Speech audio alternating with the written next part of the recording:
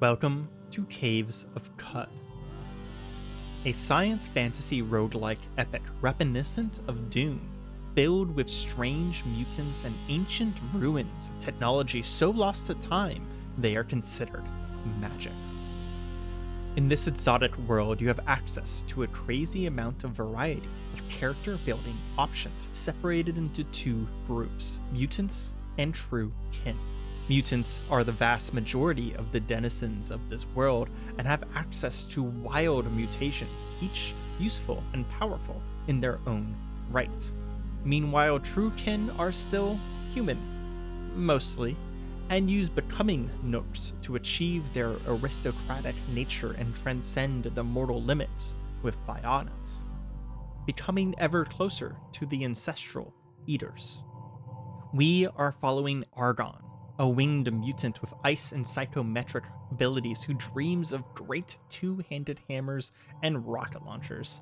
Soon he will journey out of Joppa across the chrome-filled jungles of Qud towards the great spindle that splits the sky and learn of the deep mysteries of this land. If you are enjoying these episodes, please stick around every Wednesday for future episodes and subscribe for hard video games. I hope you enjoy.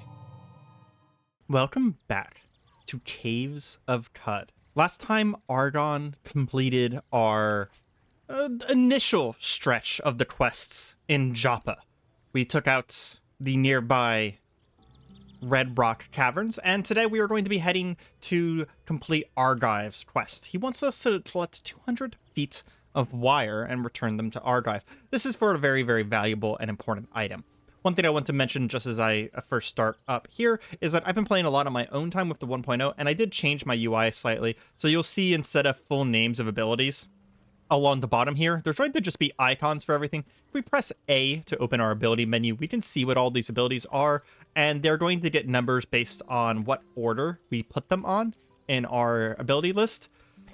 Because of the resolution I use, this is kind of a good choice just because it eventually becomes difficult to keep all of the abilities on screen. Before we leave, we want to check this Dromad Merchant for bullets every time we get a chance. Go ahead and sell stuff to him. We're also going to be checking his inventory to make sure that he doesn't have any trade goods each time, like these copper nuggets. And something that someone pointed out that I don't think I mentioned on screen is that if you see a painted item in someone's inventory, make sure you look at it. There's a chance that you can get ancient Sultan knowledge from reading one of these. For example, this is the ancient Sultan Polymasp, who apparently died of natural causes and was 101 years old. So that's going to be the last part of Polymasp's myth.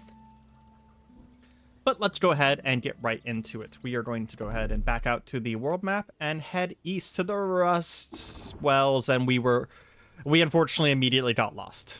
You can regain your bearings by exploring your surroundings. So, yeah. We're gonna auto-explore here, and we immediately see a crocodile. A hoary, cracked scales look like marked stone. It's of average quality to us, so I'm not too worried about it. As we attempt to freeze it, we do actually get the freeze off, and because of that, we immediately kill it. Let's see. And there's not really much here, right? I don't think so. Basically, what we're going to have to do is we're going to have to cross tiles until we stop being lost. The only reason I'm even looking around at all is because there's something we can find. Oh, there's another crocodile. We'll go ahead and just charge him. Oh, man, we took that guy down instantly. Okay. I don't have any bullets for my musket, so we're just going to have to go into melee against these guys. I'm gonna turn our UI back on because I like this nearby objects thing in the top right here. I do like the ability to turn that off from time to time to kind of just enjoy the scene, because whenever I play zoomed in like this, I often don't see a lot of what's going on. It says there's a snapshot to the east. Oh, he's right over there. Okay. Did he just die? What just happened? Well, there's a wet weird artifact here. We'll go ahead and take that. Read it with psychometry. It's a pneumatic jackhammer. Okay, fine. We'll take that.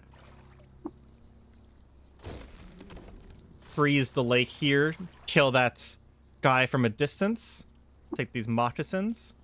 And I'm kind of just collect... Ooh, another weird artifact. Where is it?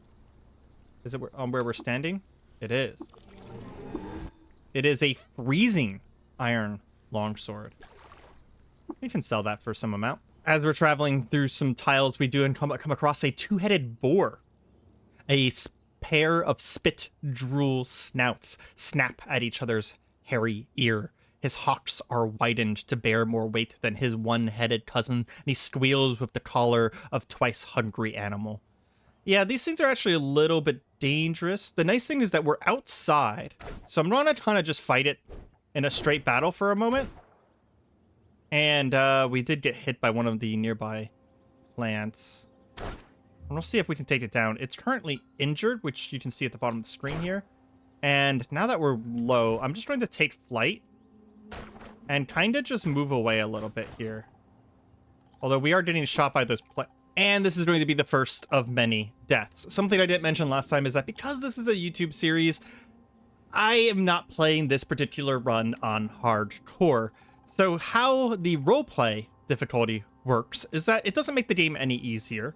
Not really at all, to be honest. But instead of dying and dying permanently, whenever you reload from checkpoint, you reload from the last town that you entered or left. So because I left Joppa, we're back here, which means that we lost that pneumatic jackhammer. In the future, I'll probably cut out returning to locations after death, especially if I'm repeating a lot of the same content, but sometimes things can be different after death. So it's going to be kind of hit or miss on whether I keep that content in or not. For example, we just got to the rust wells without any trouble this time, but I do need to be a little bit more careful. I was pushing my luck there just because of the fact that I could take flight, but I sort of forgot that with that many seed vines, our character is pretty weak. I will admit, I've been playing a lot, and the character that I have for my solo run is fairly far into the game at this point, so it was hard to remember that at the beginning of the game in this game, you are pretty weak. Although we do have this freezing ray, which is letting us take care of some of these early enemies with significant ease. We are still, as I now remember, looking for heavy weapons, and eventually we're going to want to find launchers as well. By heavy weapons, sorry, I said that incorrectly. We're looking for two-handed weapons, specifically like some sort of maul or something like that. As we're going to head down into the rust wells here, we actually, strangely enough, probably don't want to head too deep here. There's a chance that we can just go into one of these rust wells, and we go ahead and level up and get to the wire from the other nearby ones. We're going to... Freezing Ray is a physical mutation. I think I'm going to not level up Freezing Ray too much because, like Heightened Quickness, I want it to get advanced by our... You know what? I can probably get it to 5. I'm just going to go ahead and get it to 5 first. And we're going to go ahead and start grabbing cudgel skills because now that we have charge, we pretty much want to get charging strike as soon as possible, so we're going to pick up bludgeon. Whenever you hit with a cudgel, there's a 50% chance to daze your opponent for 3 to 4 rounds. If you daze an opponent, they're stunned. If you daze a dazed opponent, they're stunned for 1 round instead. This is a pretty good ability, especially because with charging strike, we're going to automatically daze our opponents, which means that we could daze them and then immediately go into a secondary daze, which will stun them. And this is one of the places where the hammer starts getting quite good, especially with the fact that we have wings, so we're going to be able to charge from incredible, prodigious distances. Which also means that we're going to want a lot of light eventually as well, so that we have the room to charge from those distances as well. Just clearing out some of the plants here. There's a lot of hostile plants in the rust wells, and one thing you're going to have to look out for is that the major plants that is here are these kudzu. Matted fronds sway in the air, currents, and speckle the ground with flakes of moisture-sucked rust. There's a chance that every time you attack one of these that they rust your weapon, and it's not really the biggest deal because it's not like your weapon is destroyed, per se, but it does need repairs, and it can happen to both your weapons and your armor, if I remember correctly. And whenever something's rusted, you can't use it. So you do need to be careful that you don't get your weapon rusted, and if it does become rusted, you need to back out. Like, for example, I just got a chem cell rusted. It is essentially broken. Fortunately, we can repair, and whenever you do repair, oh come on, there we go. Whenever we do repair, it'll tell you what cells you need to repair, and if you don't have them, it'll tell you what you do have, and if you do have them, it'll ask you if you're sure you want to use them. We don't have what it takes in order to repair the chem cell right now because we're missing the A quality items, which is going to be something that we kind of just find, to be honest, because A's are actually very easy to find. Like we could pull apart our salve injector, for example, but it's not that big of a deal to repair the chem cell. And oop, I just killed that bat by accident. I'm so sorry, bat. Alternatively, we can take it to Argive or any other tinker to get our technology and other items repaired back in town. Normally I have, yeah, the bats are hostile to me, at least in this zone. I haven't lost reputation with them, so they're not going to be hostile to me in general, but they will be in this zone. Usually whenever I go through here, I actually kind of avoid fighting too much of the kudzu because of the rust thing, and I think now that I've lost at least one item, I think I'm going to start doing that, and we're going to avoid the walls as best as we can, which does mean not using Auto Explorer. Already found a few pieces of the wire, and hopefully we can get all of the pieces of the wire that we need here without having to go to the other rust wells. However, it might be a good idea for us to at least get to the bottom of this rust well, because there's almost always a chest at the bottom. It's like a whole fight going on here. Don't really want to be a part of. And that chest tends to have some pretty useful stuff in it sometimes. Literally bleeding out over here. Jeez. Oh, there's a 50 batch of wire. That's really nice. That gets us really close to being done here. I will say the experience here is good, but with the rust happening, I don't really want to stay here any longer. Even with decent experience. It can just be very inconvenient, and you can get yourself in trouble if you get too much of your gear rusted away. And I just attacked another bat by accident. That's unfortunate. The bats here are actually our allies right now, so I don't actually want to be attacking them. Oh, nice. We just managed to pull both that cannibal and that snapjaw back and hit them with one ice beam. The ice beam doesn't really do a lot of damage, so its damage is going to fall off relatively quick.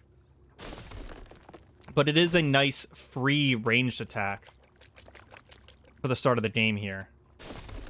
And even whenever its damage falls off, we will still have the ice attack for the sake of like freezing enemies and slowing them down. Between this and the hammer, we are going to have quite a stun CC kind of build going on eventually. And that's going to be complemented by freaking rocket launchers, which I'm very much looking forward to. Oh, as we were walking, we ran into a young ivory. These things are in a lot of the starting caves, and I've actually killed my starting characters. They're basically little plants that are traps in the ground that will pop up and bleed you, but they're not actually like proper enemies per se. It's basically just like a dex save. If you wanted to, you could kill them, and there's a chance that if you kill them, you can get some recipe items for both cooking and for making some stims. But I would argue that they're not worth your time. If you ever need those things, you can always come back later. Ooh, that's a nice strategy. I actually froze the guy and then backed up in order to get in stun range. And then we got approached by something that I thought was a spider, but it's actually an electrofuge, which is basically like, it's Pikachu if Pikachu was a tick. We're gonna run because that thing could kill us. It hit us once and we actually almost died. And as we were running away, we actually slipped in that pile of goo. We're going to shoot an ice beam backwards. Do we charge it? We could charge it. How much HP does it have? Oh, it is basically full HP. Let's continue running. We're going to come all the way back to here. Get our HP back. He's wounded now. Where's my staircase? It's over there. Fortunately, the ice beam recharges very quickly. Where's the electrofuge? Is it coming? Oh my god, we keep tripping. And I used the auto-targeting, so instead of hitting the electrofuge, I hit a kudzu up here, up north. So we're going to run away again. And I ran the wrong direction. I really don't want to die here. How weak is he? He's wounded. Okay, we got it. Those things don't have a lot of HP. I think they only have like 12 HP or so, but just because of the situation, he was actually doing a ton of damage to me. Looks like we got a cannibal down here. Nothing much to worry about. In fact, he's actually pretty slowed by swimming through the water, which means we're going to have a significant advantage against him. Auto-explore is kind of taking me weird places right now. I really wanted to explore that one corner of the cavern. I'm just going to manually walk out here, because here's this chest. There's almost always one of these chests in the bottom of these areas. Copper nugget and a carbide dagger. Nice. And for some reason, instead of in the chest, under the chest is 100 strands of wire. And we are done. Eureka. We're going to go ahead and hit our up button to have our character automatically find the nearest stairs. Do that twice. And one thing I actually want to show off, because it might be useful for a lot of people later, is that in areas like this, where there is a cliff and there's nothing above you, if you have the ability to fly, either through mutation or otherwise, I can actually fly and press up, and I can actually fly out of this hole. And I can fly all the way up out of the map. Flight has some pretty useful abilities. You can also leave the map, even if there's hostile enemies nearby, if you have flight. Heading back into Joppa, we are going to turn our flight off because one of the problems of flight with wings is that we actually have a chance to fall to the ground. It's a 3% chance with our current rank to fall to the ground every tile we move with flight. Once we get wings to level 6, this will be a 0% chance to fall to the ground, and every part of this will actually start getting better other than the reputation. Reputation with birds and winged mammals is going to stay the same. So now that we're back in Joppa, we are going to head to Argive and speak to him. The wire. Give it to me. Go ahead and take it. Yes, yes, beautiful wire. Oh, before I forget, I repaired an old recoiler for you. Use it whenever you wish to hop back to the Joppa quickly. Now, give me a few moments to attach the wire. If you watch, he actually attaches the wire, which is very cool. Yeah. It's a little bit of a hint at the fact that if you use this wire, you can actually do this yourself, and there's some places where this is important. Once we get the opportunity, we're going to be buying some wire ourselves so that we can use this in the case that it happens, that we come across something that needs wire. It's working. Genius. Genius. Noise and the static. I hear it. I hear... What's this? What is that? Wait. It's repeating itself. Apprentice, come here. Something strange is occurring. The conduit is picking up a signal, some sort of repeating transmission. I cannot decipher it, however. I lacked cryptogull eggs and, well, never you mind. I have a great task for you, my apprentice. Do you accept it? Can I know what it is? Yes. You must seek out Barathrum the Old, the eldest and wisest tinker alive. He lives with his followers and the Barathrumites under the great arch of Grit Gate to the northeast. In the jungle strangled ruins of Qud. He will know what to make of the signal. Who are these Barathrumites? Disciples of Barathrum. Mostly Urshib, like their mentor. Quailed albino bears who prefer their candle-dim caves to the sun-salted surface of the jungle. 1,000 years ago, Barathrum and his kin crossed the Homs Delta into the rusting heart of Qud. He has spent centuries peeling the chrome shells off Time's artifacts in his workshop. If he cannot decipher the signal, no one can. I accept this task, Argive. Splendid. Perfect. Let me record the signal to disk, which you'll need to guard with your life, I'm afraid. I'll rig up a droid scrambler for you, too. You see, the Barathrumites have programmed a troop of waydroids to guard the approach to Grit Gate. With the scrambler, you needn't to worry about them. Wait there. Here you are. Now go. Off with you. May you live long enough to do my bidding. Away, away. Well, farewell. We got a droid scrambler and a stamped disc and a new quest, a canticle for Barathrum. We are going to talk to him before we leave and see if there's anything we can buy or sell. We did get left with 46 feet of leftover wire strand, which we will definitely hold on to for the same reason that I mentioned earlier. And we are going to have him identify his artifacts for us. That was just a telescopic monocle, not the most impressive thing in the world, just to make sure that he doesn't end up getting something we care about, like a mag hammer. How much is that? It's 1,000. Why does he keep... Yeah, I only have about 121 plus 79, so that's like 220 drams of water right now. Why does he keep getting really cool... Oh, he also has chiral rings. Oh, he keeps getting really cool recipes way before we have the money to buy them. That's very unfortunate. I would have loved to have bought that. I did just notice that he gave us a recoiler without a cell. So I'm also going to, after I sell these things to him, I'm going to have him repair my rested chem cell here so that I can put it in a dropper recoiler. And I'm going to show off what the dropper recoiler does pretty much right away. So first of all, we are going to go to the recoiler and install a cell, chem cell. And then we are going to press our A ability and hit recoil and activate the dropper recoil. And zoom. It'll teleport us to Joppa right here at the same location, which also means I'm going to put a campfire at this location just to make it easier in the future. And it'll do that from anywhere in the world, but not near enemies. So it's not an escape mechanism if you're going to die, but it is a way to get out of the bottom of dungeons. Ooh, he has an engraved tunic. It has a story about Reshef on it. That's actually really nice. After conferring with mysterious strangers, Reshef convinced them to help him. Found a harborage for the purpose of receiving visitors from across the clustered cosmos. They named it Starfarer's Quay. I'm curious if we can actually find that. He does have some copper nuggets we'll go ahead and buy off of him. And does he have some lead slugs? He does.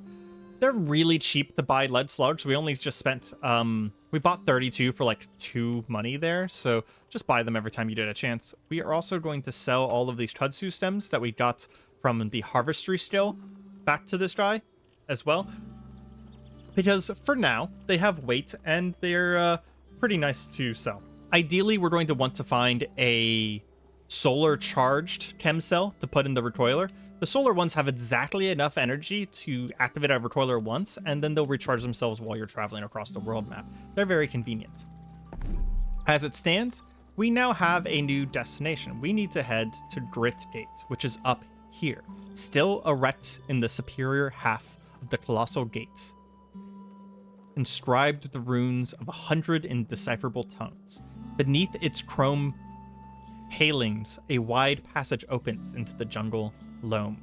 Grit Gate is not a hard place, so honestly we'll probably just head right there right away, but we do have a quest to go to Duva, and even this quest will complete if we even go there, which means we don't actually have to explore it, so we might as well go here and complete this quest. We gained this quest by finding out historical knowledge, and also it immediately gained us a level. It does look like there is a crap ton of snapjaws here and some bookcases, but we're on the surface and we have wings, so I'm fairly confident we can take this. We are going to go ahead and spend some of our mutation points, and we're probably never going to accelerate our wings, so we'll go ahead and grab a level of wings. That brings our world travel map speed up, reduces our chance of being lost, reduces our chance to fall clumsily, and will slowly start getting us a farther charge distance. Speaking of, we are going to immediately charge one of these guys and then shoot the archer one that was in the back there. And then go to town on these guys. We'll reload our gun and start shooting at them. And what we can actually do is we can take flight, since these are all melee guys, and start shooting at them from the air. You can tell we're flying because that little up arrow appears on us every other animation frame.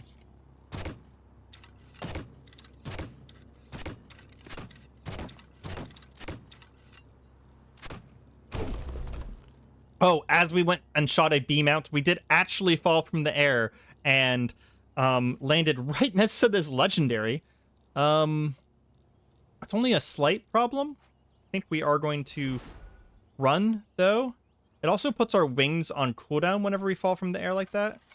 I want to take out his friend real quick. We're going to do that by charging straight past him. And to be honest, screw it. I'm just going to cheese this guy, and I'm going to take flight again and shoot him from the air. No reason to take a risk here.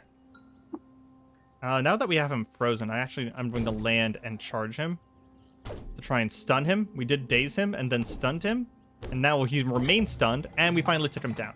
And because we took him down, I skipped through that very quickly by accident, we actually gained reputation and lost reputation. with things that people who liked him and people who hated him. So we lost 200 reputation with the Brood of Saruk Scourge, who we have no idea who that is. We gained reputation with the villagers of Ubash, who, again, we have no idea who that is. But we also gained a reputation with all hermits. That's actually really nice. It increased our reputation by 195 to 295. So hermits in general were like us now. And then it looks like he has some stuff. He has a artifacts pass. It's a electrified steel battle axe. Oh, that would be really nice for a battle axe build. Some relays, which we automatically disassemble, and some steel spiked gauntlets. What gloves are we wearing right now?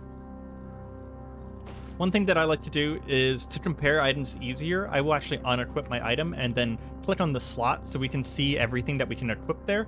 The steel spiked gauntlets do give me 2 armor while reducing my dodge by 3. I actually kind of want to wear them because I want to go more into heavy to armor value over dodge value with this run. And we're just going to very quickly check all the corpses. Actually, I want to get these stun rods. Yeah. And we're going to disassemble them, which gives us some tinkering bits. I took a moment to look through all the corpses. I'm specifically looking for a two-handed hammer of some kind. Looks like there's a snapjaw scavenger off somewhere preventing me from auto-exploring. Going to immediately laser beam these guys with my ice beam. Ooh, a painted bronze dagger. We'll actually take a look at that real quick. Looking doesn't really take any time, so that gives us some lore about the Sultan Umid. If you want to read the lore, at this point, probably just pause the video and read it in your own time. I'll probably read the Reshef lore because he's not randomly generated. He is always here, and some of his lore is actually very interesting and is important to the storyline of Caves of Qud. The other ones are randomly generated, though, so I'm not going to be worrying about them too much because we're going to be running into a lot of pieces of lore. We're going to charge this guy, freeze his friend, and then take him down after he's by himself. What kind of mace do I have right now? I have an iron mace. If we find a steel one, I'll probably pick it up. Man, we need a better gun. This single-shot musket is not the best thing in the world.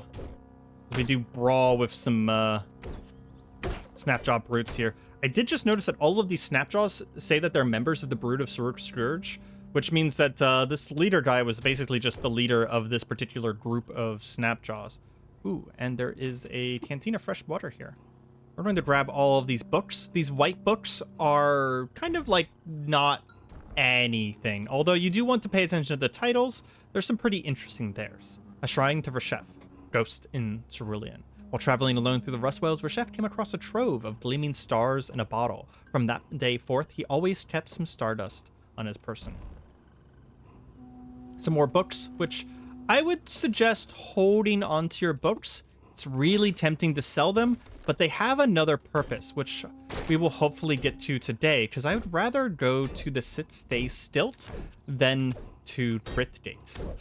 And this, holy crap, this Snapjaw Warlord is kicking my ass. We're going to take flight and back up.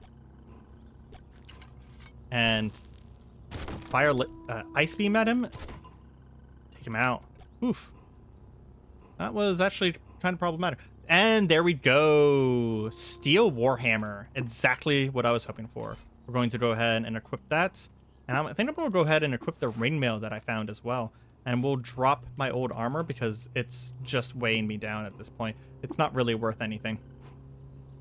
Steel Warhammer, though, is amazing. And we'll go ahead and disassemble these goggles as well. They don't really do too much for us. Yeah, now we hit for a lot of damage. Actually, hold on. Is that a one-handed item? That's wild. So why did it auto-equip over top of my torch? That's a little strange. Oh, because my torch burnt out. That's why. I will need to get a new torch then, because I'm not going to be able to see anything if I go down into a cave with my current situation. Painted cap. Some information about Areima. Small platinum tube, which we can identify as a skulk injector, another one of the potions. This one lasts for a decent amount of time, increases our movement speed at night and underground, but reduces it during the daylight. Gives us +3 agility at night and -3 during the daylight. It also allows us to see in the dark and gives us burrowing claws. It's a generally a useful injector for very specific situations, and I to be honest, I don't use skulk injectors very much. The only thing I ever really use them for is the burrowing claws part. Go ahead and back up, take this guy down. We cleared out the surface of this. I think we will come back to clear out the base of it, because I do want to go to the sit stay stilt, which is all the way at the top of the map here. And the desert can be very dangerous, so I think I'm actually going to... Of course, we get lost. Let's find our way again. And now that have left Joppa, I am actually going to go into my settings and go to automation and turn my maximum auto move cells to infinite to turn up the auto move time, so that's not spending as much time watching the auto explore, because, well, you're going to be auto exploring a lot in this game. And the auto explore will stop whenever you come across something interesting, so you don't have to worry about missing anything. Plus, you can also just look at the map afterwards and see what is on the map. So having a fight with a snapjaw, we do find an electrified weapon. That's kind of nice. Unfortunately, it's the wrong type of weapon. Still lost. Did just find a beaded bracelet, though. That's worth some money. We're at the point now that we are taking out snapjaws without really any concern whatsoever. So we're kind of just breezing through. And this is the longest I've been lost in a long time. Jeez. Okay. Speaking of breezing through, we did just come across a band of snapjaws, but one laser beam goes down the entire center of them. But there is a legendary tortoise here. This guy is going to be very hard to take down. We need to be careful. I think what I'm going to do is we're going to try and take down... Oh, we have no more ammo. Damn, I was going to say we'll try and take down the other ones from the air. I want to wait for my... That is a lot of tortoises. We might run. The problem is that my hammer doesn't have a lot of penetration. So despite the fact that I'm going to be able to freeze them every once in a while, and they likely won't kill me anytime soon, it's going to take a lot of hits to kill each tortoise, and with that many tortoises, maybe we actually just pull them back to this part of the map instead of running. Because they are slower than us, obviously. I mean, they're tortoises, come on. On top of the fact that we're very quick. But it is, I mean, look at that. That is taking so many hits to take these guys down. And then this one also has some sort of special power. He actually exploded into a sleep cloud. Ironically, though, he's not immune to his own sleep cloud, because we did fall asleep, but the tortoise also fell asleep at the same time. We're going to back away from this cloud here of sleep gas that the tortoise is emitting, that it'll be able to emit again in a little while. But we're going to try and see if we can take him down. We're continuously stunning him and critting him, which is the benefit of the hammer. And because we have very good reputation with flying mammals, this glowcrow is actually joining in on the fight. Do want to back away from that sleep cloud again. Freeze him again, and there we go. We lost a ton of reputation with tortoises, but the villagers are some more like us, and we took down another legendary, and he dropped the copper ingot for us. Unfortunately, we can't talk to the bird in order to figure out where we are. That would be nice. I don't think the bird talks. We'll clean up the rest of these turtles. See if we can't figure out where we are. Ooh, what's that? Some sort of weapon rack here. Not owned by you? Is there someone here? Who would own this? Ooh. There is a little bit of a town here. What is this? Apparently it's an advertisement for the workshop of a legendary hatter. I don't see anyone... We're going to zoom out real quick. I don't see anyone around who can watch me take this, so we are going to take it. In fact, actually, we're just going to read it. It tells us that 11 parasangs east and 1 parasang north of Gritgate is a legendary hatter. So we'll go and we'll take that. We'll read that information, and that actually is going to be useful to us. We can actually go to that location. I was hoping that there was going to be a person. Ooh, there's a rabbit. Do you talk? You do talk. Live and drink, says the salt hopper. Which is, salt hoppers are like, they're like giant, sentient salt grasshoppers, or at least some of them are sentient. Not every creature is sentient. But now that we talked to someone, we are able to leave, and we're going to continue heading up towards the stay stilt. I do realize, though, that the benefits of crossing the desert, even though it's slightly more dangerous, is that we won't get stuck in a weird location. Ooh, what is that? Servant of Pateau, whose name I'm never going to be able to pronounce. He is a seeker of the sightless way. The Buddhist Templars hate him, though, so it might be a good idea for us to kill him. He has a Gyre White as a psychic thrall, though, and it says that he's impossibly difficult. So I am going to change my mind immediately, and we're going to back up and run away from that fight. There's some stairs into a ruin in the center of the desert. Ooh, that's a legendary. You can always talk to legendaries, and you can tell by their color that they are legendary. This is Lofa, the Equimax Pariah. And as a pariah, I actually do want to do the water ritual with him, and we gain more reputation with the pariahs. We lost some reputation with Daughters of Exile, but who cares? We're going to tell him some secrets to gain a little bit more, and he can teach me trash divining, which we're going to go ahead and take. That allows us to rifle through trash and find random bits of information and lore, but he also told me where I am. And we only went one step before we found a settlement, the town of Durka. The center is a stone monument, basically telling us about the town and its foundation, and some more Reshef lore. In 3 BR, the Gyre widened. The first triad of plagues affected the land. Their water was poisoned with salt. Gerslings ravaged the fruit and wheat, and tongues rotted away in the mouths of kith and kin. Reshef walked below the chrome arches and healed the sick. Through a short auto-explorer, we do see that there is a village mayor. Is there a tinker? There is a tinker here. Okay. Ooh, he has a lot of items. Let me take a moment. Oh, and a linear cannon. Holy crap. We keep getting really lucky with recipes, except I don't have the money. We're going to have him identify all of his things for us because I want... The more things that we have identified, the less likely we're going to have to identify things in the future. 90 drams to identify that? It's worth 2,000? I don't know. I wonder what the hell that's going to be. It could be a cybernetic, which we don't care about, or it could be something really nice. We'll sell... Well, not sell the sunrod, but we'll sell everything else we have to this guy real quick. And, I want to sell the beaded... You know what? We can keep the beaded bracelet. And we only have like 120 money plus whatever here, so we have about 300 money, which means we can't afford any of those really nice, like the linear cannon and the phased cannon recipes there. But we keep finding crazy recipes that we can't use. It's kind of funny. Anything else that he has? No. One of the things that we can do here, though, is we can probably talk to the... Either it's going to be the town mayor or the legendary rifler, and we can ask them about work. Is there work around here?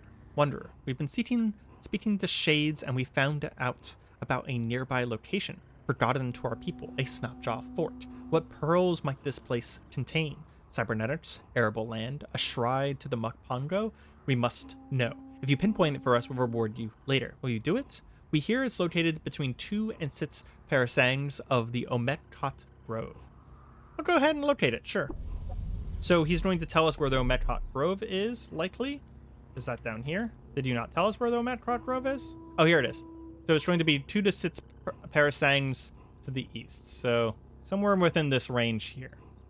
I think he said east. He did say east, but that's west.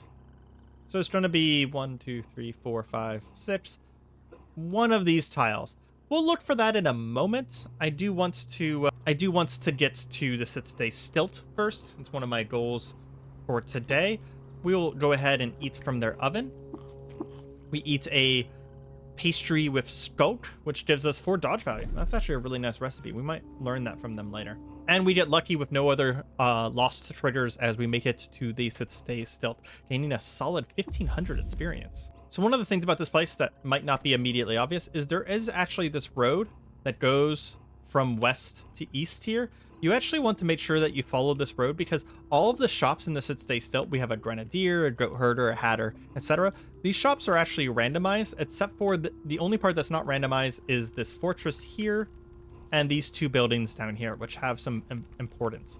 If we head up here, we will find the mechanimist. The Mechanimists are kind of a cult that worship the destruction of technology, sort of. And this right here is the high priestess of their cult. In front of him is, let me see if the game will let me look at it, is a sacred well. This sacred well is a place where they literally throw into starless depths pieces of artifacts. And if you do throw an artifact down there, you actually get reputation with this at stay stilt and the Mechanimist faction, but you have to throw down artifacts. There's a good reason to do this, and we'll discuss that whenever it comes up. But if you explore this area as well, they also have these statues back here that I find very interesting. They're statues of, I believe, all of the different sultans. I'm not 100%. Yeah, it's the statues of all the different sultans. There's even a statue to Reshef here. And they're like holograms, essentially. Yeah, they're very interesting. And then most importantly, there's always an NPC right here. This guy is a librarian. If you speak to him, he'll say, "Live and learn, wanderer. Have you come across any books or scrolls in your travels? Do you care to donate to the cathedral's library? Whenever you return, you may speak to me and read anything you've donated." If you give it to him, you can go ahead and hit tab to accept all, and then accept, and you will give him all of your books, and you gain experience for every book you give him, which is why I was saying you should keep your books. We immediately gain a level from the 3,800 experience we got from that, and we have 2 mutation points and an attribute point to spend. We're going to be spending our attribute points on strength for a good while, by the way, because we eventually have to get up to 29 strength. But it's going to be a back and forth between strength and intelligence, because we also need 23 intelligence. 23 strength is actually not as important, because we can get charging strike and conk right now, but tinkering 2 is out of our reach, so I think I'm actually going to grab intelligence first. And then the rest of our points are going to go to strength for a little while to come. But before I end the episode, I do want to go around the sit stay still and check what shops I have. So we had a goat herder, grenadier, hatter, and a kipper on this first area here. A bookbinder and a kipper over here. And then you can keep going around. You follow this white road here. A salt weep, if we ever need salt for some reason, that's not going to be a problem. A hatter and a glover, nothing very interesting. Just a chef here. We have an armorer and a gunsmith. That's actually not too bad. I actually want to check the armor real quick to see what he has. I don't have mostly chest armor, and he has some bronze ingots. We'll actually buy all the bronze ingots off of him. Oh, those are bronze ingots. Those are worth 100 apiece. We'll just buy 1 then. Actually, we might convert some of our... Yeah, we'll convert some of our copper nuggets into ingots to make our backpack generally lighter. Because these bronze ingots are worth weigh 5, but are worth 100. So that'll make our carrying around our inventory a little bit. This time we got to a Rad Caravan, which I saw the notification pop up for, but then they immediately disappeared. I'm not sure what happened to them. That's a little weird. We also have a Gutsmonger and Ichor Merchant. Another fun tip is if you talk to an Ichor Merchant, they almost always have painted bottles, so we can get a little bit more lore. We found some Umid Lore, and is that it? Yep, that's it. The Ichor Merchant is going to be really important later, but we're not going to worry about it right now. There's some pretty interesting things you can buy from him. And then with that, we get all the way back to the beginning. There's 2 last people I want to talk to. We have Zopser, the disciple of the Coiled Lamb. Peace and health and the light of the star, Pilgrim. Brood with me on the life of a chef, if you are willing. And you can share secrets of the chef's life with him. And for each one that you share, you'll get a bunch of experience. And that experience that you get from sharing him will actually increase the more stories you share with him. And there's no matter what order it is. So just by coming here, we've already gained 3 levels. 1 from coming here, and 2 from sharing lore. I also want to do the water ritual with him because he is part of the cult of the Coiled Lamb, which is basically followers of Reshef, and he teaches us Physic. We go in here and look at what Physic is. It's the base skill and allows us to staunch wounds with bandages, which allows us to stop bleeding. Also, there is a statue right next to him that's always going to have some Reshef lore. And this was one talking about more of the plagues In 2BR, the Gyre widened in the second triad of plagues afflicted the land. The legs of kith and kin annealed to iron, darkness bloomed from the earth, and Svardim blackened the sky. Resheft walked below the chrome arches and healed the sick. This is actually speaking about some interesting things that can happen to you in game. You can get rot tongue, which can get rid of your mouth, or you can get iron joints, which will actually, make your joints literally turn to iron. We're going to go ahead and give him some muse with him over the lore that is about the statue that's right next to him, and we level up again. Coming to the sit stay still is a really great thing to do near the beginning of the game. The last person I want to talk to before we leave it here is Lulahart, the Hindered Pariah. Hold a moment, friend. Are you looking for work? I am. Lovely. Take a seat. Chew the bark with me and I'll tell you what I know. I've heard tell that my ancestral hometown, Bay La, is in some kind of trouble. They've opened their borders for the first time I know of and are specifically seeking to hire kindred. That's their word for outsiders like you. Would you be willing to go and see what they need? Why don't you go there yourself? I am not welcome in Bela. My blood is not pure, and I was not born in the meadow. These things make my name as salt in the mouths of true Hindren. They are misguided, but they are my misguided family. They stagnate as Qud changes around them. I worry. I will go to Bela and do as you ask. Bless you, friend. I feel better knowing that at least one Kendrin will reach back to aid my kin. They are on the cusp of a new fate, and I wish to see it while I yet live. Let me advise you of Bela's location, and here's a little chew boon for your trouble. You get some Wonder Cane, and you learn about Petals on the Wind, a very interesting quest, which we will probably not hit next time, but the time afterwards. And there's also a Warden here, that if you want to just get a lot of lore about this at Stay Still, he will tell you a lot about this place. He's very biased about it, but he'll tell you a lot about it. We are going to speak with him about the Wardens, though, and we're going to share secrets with him because I also like the Wardens just in general. They end up being really cool people to have join you at some point because these guys are really strong. If I had to try join me, I think he's like level 35 or something like that. Is absolutely crazy. But with that, we're going to have to probably end here for today. Next time, we will head over to Gritgate and meet the Barathrumites and the next part of the main storyline. After the Barathrumites, though, the following part of the game is actually fairly hard because we'll be going to the infamous Golgotha. And I want to do a few things before that, so we'll probably visit Bela and we'll probably do some of the quests for some of the towns around here and maybe do a little bit of exploration. If you guys are interested in seeing all of my exploration on camera, let me know. Otherwise, I might do a thing where I just show the interesting bits and kind of just skim over the rest, because there will be a lot of fighting and a lot of kind of repeated, very quick skirmishes. But either way, I hope you guys have enjoyed the episode, and if you have, feel free to leave a like and a comment, and come back every Wednesday for more episodes of Caves of Qud, or just check out my channel in general for hard games and Cataclysm and stuff like that. I kind of play a lot of difficult games. Either way, I hope you have a good day. Goodbye.